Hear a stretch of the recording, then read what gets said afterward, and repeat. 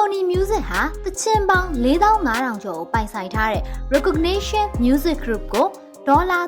3.5 ဘီလီယံကနေ4ဘီလီယံကြားနဲ့ဝယ်ယူဖို့လက်မှတ်ထိုးမယ်လို့သိရပါတယ်။ဒီအယောင်းဝယ်ထဲမှာကဘာကျော်ပေါ့အဆိုတော် Justin Bieber နဲ့နာမည်ကြီးအဆိုတော်ကြီး Million တို့ရဲ့တချင်းမူပိုင်ခွင့်တွေလည်းပါဝင်နေတာပါ။ဒီအပေးယူကိုတော့စင်ကာပူအစိုးရရဲ့ယင်းနှီးမြှုပ်နှံမှုရန်ပုံငွေအဖွဲ့ဖြစ်တဲ့ GIC နဲ့ Sony တို့ပူးပေါင်းဆောင်ရွက်တာဖြစ်ပြီးရောင်းချသူကတော့ Blackstone ယင်းနှီးမြှုပ်နှံမှုလုပ်ငန်းပဲဖြစ်ပါတယ်။ဒီလောက်အထိတန်မိုးကြီးပေးဝယ်ရတဲ့အကြောင်းရင်းကတော့တချင်းမူပိုင်ခွင့်တွေဟာရေရှည်မှာဝင်ငွေအမြောက်အများပြန်ရနိုင်လို့ပါ။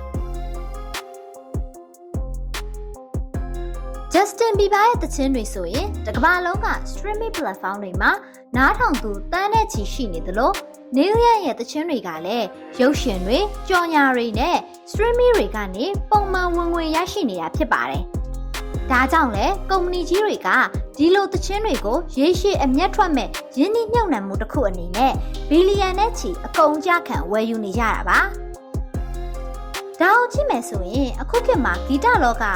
အနုပညာတသက်မဟုတ်တော့ပဲရေရှည်ရင်းနှီးမြှုပ်နှံလို့ရတဲ့စီးပွားရေးတွေဖြစ်လာတာကိုတွေ့ရပါတယ်